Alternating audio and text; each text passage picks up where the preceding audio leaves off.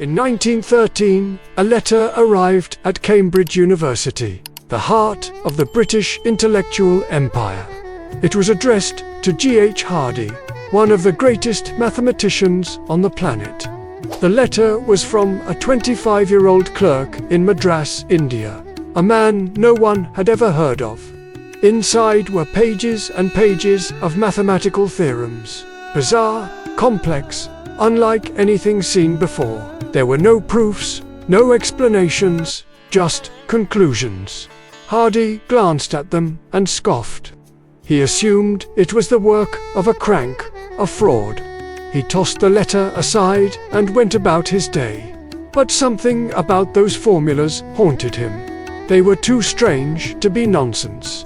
That evening, he retrieved the letter, and as he and his colleague sat down and truly looked at what this unknown clerk had sent, a shocking, impossible realization began to dawn on them. This wasn't the work of a crank. This was the work of a genius on the level of Newton. The clerk's name was Srinivasa Ramanujan, and he was not a product of any great university. He was born into poverty. He failed his college exams because he was so obsessed with mathematics that he ignored all other subjects. He was, for all intents and purposes, a dropout. To support his young wife, he got a menial job as a clerk at the Madras Port Trust, auditing accounts and filing papers. To the outside world, he was just another cog in the machine of the British Empire. A quiet, unassuming man earning 30 rupees a month. But inside him, a fire was raging. Every spare moment he had, on scraps of paper, on a slate, in cheap notebooks, he explored the universe of numbers. This wasn't a hobby for him. It was an obsession, a calling. He would work through the night, filling pages with theorems that seemed to pour out of him. When asked where these incredible ideas came from, he would say his family deity, the goddess Namogiri, placed them on his tongue while he slept. He was completely isolated from the mathematical world. He had no colleagues, no mentors, no one who could understand the language he was speaking. He was a supernova, burning in an empty room. He tried to share his work, sending it to Indian mathematicians, but they dismissed him.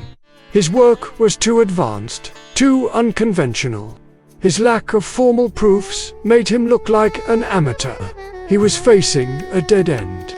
His fire was at risk of being snuffed out. His notebooks destined to gather dust and be forgotten forever. So he made one last desperate attempt. A shot in the dark across thousands of miles of ocean. He gathered some of his most startling discoveries and mailed them to G.H. Hardy, the famous Cambridge professor. This was it, the moment everything hinged on. For Hardy, it was just another Tuesday. For Ramanujan, it was his entire life's purpose sealed in an envelope. As Hardy and his colleague worked late into that fateful night, they proved some of the theorems.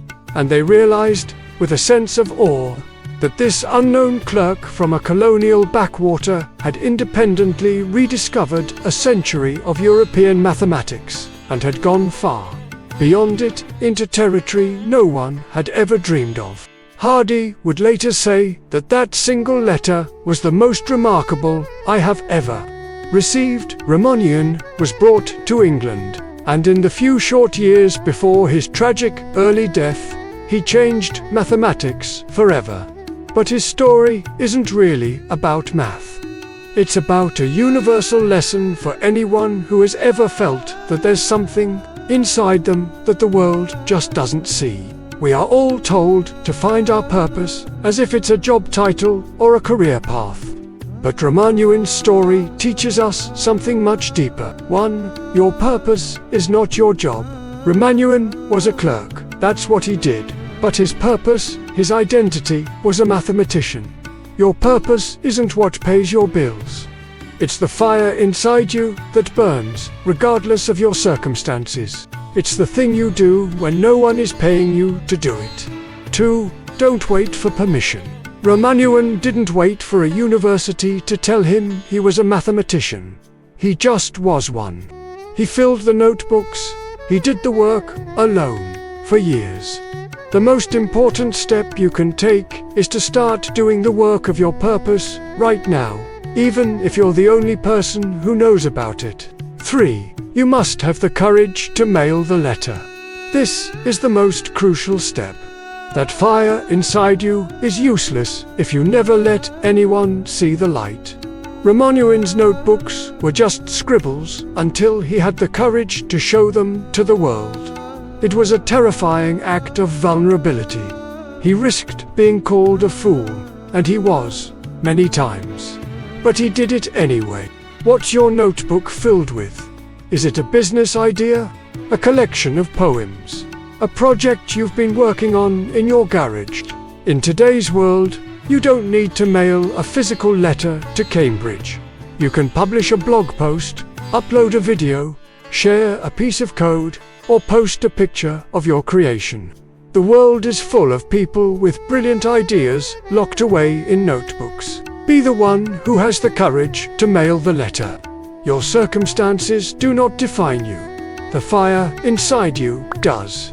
If this story resonated with you, make sure to subscribe to Thought Trek and find more stories that challenge your perspective in our Knowledge Vault playlist. Thank you so much for watching. We'll see you in the next one.